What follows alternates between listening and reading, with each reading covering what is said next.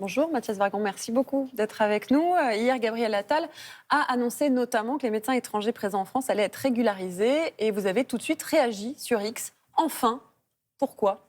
Pourquoi ? Parce que c'est un vrai problème, la régularisation. Alors, on a toujours un peu cette ambiguïté. Est-ce que c'est une régularisation au niveau de la préfecture de police pour avoir des titres de séjour ou est-ce que c'est une régularisation au niveau de la santé pour pouvoir travailler dans nos hôpitaux ? Oui. Mais oui, parce que c'est un imbroglio pas possible, qu'on n'y comprend rien, que personne n'y comprend rien et que chaque médecin est dans une situation particulière.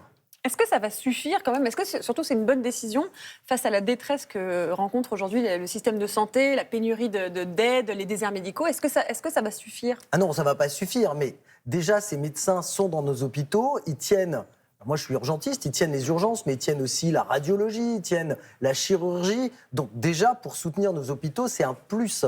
Et puis pour nous, c'est bien parce qu'on était dans le brouillard et on ne savait pas s'ils allaient rester, partir. Donc, mais ça ne fait pas tout le système de santé, Il y on en ne va a pas se combien en reposer France là-dessus. de médecins étrangers ? Il y en a quelques milliers quand même. Et en fait, même là, on a des recueils d'informations sur combien il y a de médecins étrangers. Mais il y a tellement de statuts possibles, de celui qui est médecin maintenant français, à diplôme étranger, qui est inscrit au Conseil de l'Ordre, jusqu'à celui qui vient d'arriver comme faisant fonction d'interne, ou ce qu'on appelle stagiaire associé. C'est plusieurs milliers de personnes dont les statuts sont flous, dont certains exercent alors qu'ils n'ont pas le droit, dont certains n'exercent pas. Enfin, Il y en a dans votre hôpital ? ah mais moi j'en ai énormément. Qu'est-ce qu'ils font concrètement ? Ils tiennent. Alors, Quand vous dites qu'ils tiennent l'hôpital, ça veut dire quoi ? Ça veut dire quoi ? Ça veut dire que mon service d'urgence à Delafontaine, à Saint-Denis, n'est tenu quasiment que par des médecins à diplôme étranger, dont la plupart ne sont pas inscrits au Conseil de l'Ordre. Tous les internes de chirurgie, quasiment tous, sont des médecins étrangers. La radiologie, c'est des médecins étrangers. Donc voilà, quand le système fonctionne 24 heures sur 24, c'est grâce à ces médecins-là.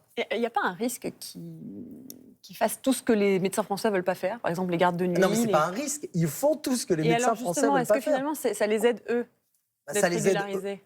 Comment ça ? Évidemment, ça va les aider. C'est normal de les régulariser. On les paye moins que les autres. Mais leur statut ne va pas être... Ah si, parce qu'une fois qu'ils sont régularisés, une fois qu'on leur permet d'exercer correctement, parce qu'il y a ça aussi. En fait, quand vous venez et que vous passez les concours, si vous faites tout bien, Bien vous sûr. passez les concours et que vous avez 2 ans après de stage, et puis pour vérifier que vous êtes vraiment bien, au bout de 2 ans, vous n'êtes pas régularisé.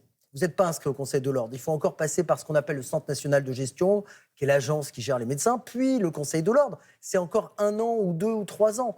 Et à ce moment-là, oui, enfin, vous pouvez être payé comme un médecin français. Alors, on a entendu ces derniers mois de plus en plus de témoignages sur la situation dramatique des urgences où des patients meurent tragiquement faute d'avoir été pris en charge assez tôt. Qu'est-ce qu'il faut faire selon vous ? Il faut réformer à la fois le système de santé à l'extérieur de l'hôpital, mais à la fois mettre le nez sur les problèmes hospitaliers. Enfin, des services d'urgence qui ne fonctionnent pas, ça fait 15 ans, 20 ans qu'on en parle, ça revient assez régulièrement, ce qui me permet d'être invité sur vos plateaux. Mais on le sait, il y a des services d'urgence qui fonctionnent, d'autres qui ne fonctionnent pas, il n'y a pas de management à l'hôpital. Et puis, le reste de l'hôpital se fout un peu des urgences, sauf quand c'est la crise énorme. C'est-à-dire que des patients restent aux urgences, on peut dire qu'il n'y a pas assez de monde à l'hôpital, mais parfois les gens trient les patients. Ce matin, il y avait un tweet d'un professeur de médecine de neurochirurgie en province. Il descend aux urgences parce qu'il y a quelqu'un de son service qui se sent mal. Alors il dit pour faire coucou. Alors déjà, la déconnexion du type, mais surtout il découvre la situation des urgences de son propre hôpital.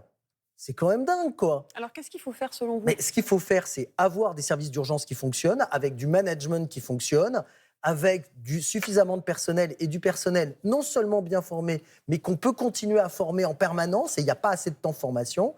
Derrière, un aval, c'est-à-dire des services hospitaliers qui fonctionnent en fonction de ce qui se passe dans les urgences, mais aussi des patients qui doivent recevoir, et avec une organisation, ce qu'on appelle la gestion des lits, mais que ça ne soit pas qu'un seul mot, parce que tout le monde maintenant fait de la gestion des lits. Mais en vrai, ce n'est pas vrai. Il n'y a pas de gestion des lits. C'est chaque service choisit quel patient il va prendre.